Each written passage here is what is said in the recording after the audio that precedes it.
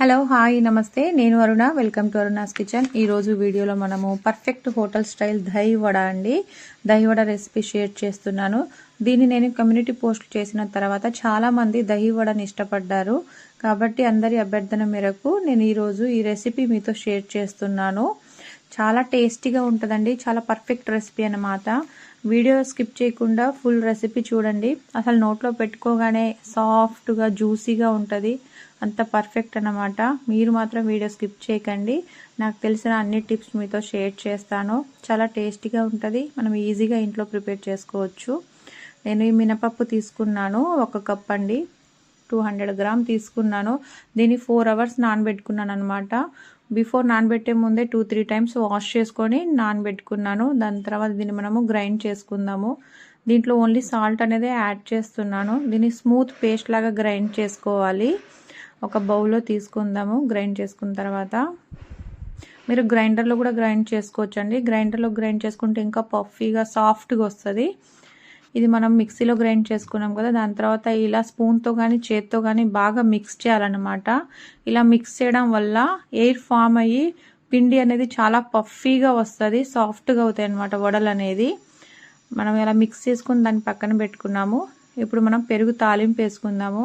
నేను 250 గ్రామ్ పెరుగు తీసుకున్నాను, దాంట్లో కొంచెం వాటర్ యాడ్ చేసుకొని మిక్స్ చేసుకుంటున్నాను। దీన్ని మరీ చిక్కగా ఉంచవలసిన అవసరం ఏం లేదండి, మరి పల్చగా కాకుండా మీడియంగా ఉంచాలి పెరుగు అనేది। మనం వడ వేసినప్పుడు అది అబ్జర్వ్ చేసుకోవాలన్నమాట। ఇంకో 2 గ్లాస్ వాటర్ తీసుకున్నాను నేను, ఆ వాటర్లో 1 స్పూన్ మజ్జిగ వేసుకున్నాను। మనం వడ వేసిన తర్వాత దాంట్లో వేసుకోవాలన్నమాట। మీరు స్టెప్ బై స్టెప్ చూడండి, వీడియో మాత్రం స్కిప్ చేయకండి।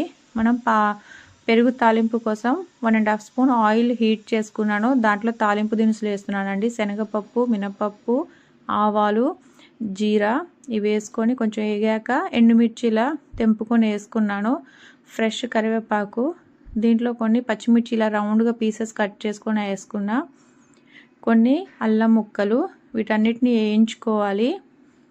ఇది పర్ఫెక్ట్ రెసిపీ అన్నమాట, చాలా టేస్టీగా ఉంటుంది, చాలా సింపుల్గా మనం ఇంట్లో ప్రిపేర్ చేసుకోవచ్చు। దీంట్లో కొంచెం పసుపు అండి, జస్ట్ పించ్ ఆఫ్ పసుపు అన్నమాట, జస్ట్ కలర్ కోసం, ప్లస్ పసుపు అనేది యాంటీబయాటిక్ కదా మంచిది, అందుకే కొంచెమే వేస్తున్నాను। ఇది వేస్తే బాగా కలర్ కనిపిస్తుంది, టేస్ట్ అనేది కూడా బాగా వస్తుంది। ఇది మనం స్టవ్ బంద్ చేసేసాం, మొత్తం అయిపోయింది। దీంట్లో కొంచెం కొత్తిమీర వేసుకున్నాను, ఆ హీట్కే అది మొత్తం ఫ్రై అయిపోతుంది। ఇంకా అయిపోయింది మన తాలింపు అనేది। ఇప్పుడు మనం ఇది కొంచెం చల్లారక దీన్ని పెరుగులో తీసుకుందాము। మనం ముందుగా పెరుగు అనేది కొంచెం మజ్జిగలాగా చేసుకున్నాం కదా, దాంట్లో కలుపుకుందాం ఈ తాలింపుని। ఇలా అల్లం వేసుకోవడం వల్ల తినేటప్పుడు మంచి టేస్ట్ వస్తుందండి, అందుకే నేను అల్లం చిన్న చిన్న ముక్కలు కట్ చేసుకొని యాడ్ చేసుకున్నాను, మీరు తురుముకొని కూడా వేసుకోవచ్చు। దీంట్లో టేస్ట్కి తగ్గట్టు సాల్ట్ వేసుకున్నాను। దీన్ని పక్కన పెట్టేస్తుందాం। మళ్ళీ మనం పిండి తీసుకున్నాం కదా, చూసారా పిండి అనేది ఎంత పఫీగా ఉందో, ఇలా 4 ఫింగర్స్ అండి, 4 ఏళ్ళు కొంచెము లోపల ఓపెన్ ఉంచాలన్నమాట చేతులు ఏళ్ళు అనేది, ఇలా కలిపితే చేతితో కూడా చాలా పఫీగా వస్తుంది పిండి। మనం కొంచెం పిండి పట్టుకోగానే ఆయిల్లో వేయగానే బాగా పొంగుతుంది అనమాట। చాలామంది ఇలా వడలు పొంగడానికి బేకింగ్ సోడా అనేది యూజ్ చేస్తారు, అసలు అవసరం లేదు, మనం పిండి ఇలా కలుపుకుంటే చాలా పఫీగా సాఫ్ట్గా అనేది వస్తుంది। ఇలా కొంచెం కొంచెం పిండి ముద్ద తీసుకొని బొటన వేలుతో కొంచెం పిండి వెనక్కి చేసుకుంటూ మధ్యలో హోల్ పెట్టుకుంటే సరిపోతుందండి వడ, చాలా ఈజీగా వేసుకోవచ్చు। చాలా కొత్తగా స్టార్టింగ్ పెళ్ళైన వాళ్ళు ఇలా వడలు వేస్తుంటే పర్ఫెక్ట్ రాకపోతే ఈ దహి వడ రెసిపీకి నార్మల్గా స్పూన్తో కూడా వేసుకోవచ్చండి, అంత పెద్ద ప్రాబ్లమే కాదు। చూసారు కదా సింపుల్గా వేసుకుంటున్నాను, లోపల వడలు కూడా బాగా పొంగుతున్నాయి, మనం పిండి బాగా కలుపుకున్నాం కదా। ఇలా పిండి కలుపుకోవడం వల్లనే వడలు అనేది బాగా సాఫ్ట్గా వస్తాయి అన్నమాట, తినేటప్పుడు చాలా పెరుగు అనేది బాగా అబ్జర్వ్ చేసుకుంటుంది, చాలా జ్యూసీగా ఉంటుంది। దీన్ని ఎక్కువ గోల్డెన్ బ్రౌన్ కలర్ వచ్చేదాకా వేయించవలసిన అవసరం ఏం లేదండి, నార్మల్ గోల్డెన్ కలర్ వచ్చేదాకా సరిపోతుంది ఇలా। ఇప్పుడు మనం దీన్ని ముందుగా కొంచెం వాటర్లో మజ్జిగ కలుపుకొని ఉంచుకున్నాం కదా, ఆ వాటర్లో తీసుకోవాలి, ఇలా 1 to 2 మినిట్స్ మనం దీంట్లో సోక్ చేసుకోవాలన్నమాట। ఇలా సోక్ చేసుకోవడం వల్ల ఇది వాటర్ పీల్చుకుంటుంది, నెక్స్ట్ మనం పెరుగులో వేసినప్పుడు ఆ పెరుగు మజ్జిగని పీల్చుకోవడానికి కెపాసిటీ వస్తుంది అనమాట దీనికి. చూసారు కదా, దీంట్లో వాటర్ అనేది కొంచెం పిండేసి మనం మజ్జిగ వేసుకున్నాం కదా దాంట్లో వేసుకోవాలి. అన్నీ కొంచెం వాటర్ పిండేస్తున్నాను, నేను వీడియోలో చూపిస్తున్న విధంగా చేయాలన్నమాట. నెక్స్ట్ దాన్ని పెరుగులో వేసేయాలి. ఎక్కువసేపు ఉంచాల్సిన అవసరం ఏం లేదండి, జస్ట్ 1 or 2 minutes ఉంచేసి వాటర్ పిండేస్తే సరిపోతుంది.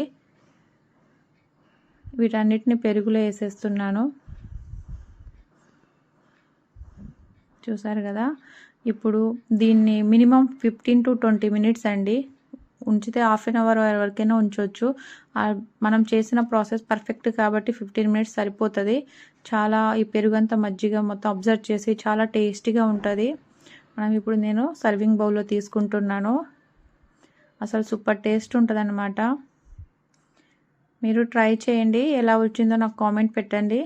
నచ్చితే లైక్ చేసి షేర్ చేసి సబ్స్క్రైబ్ చేసుకోండి ప్లీజ్.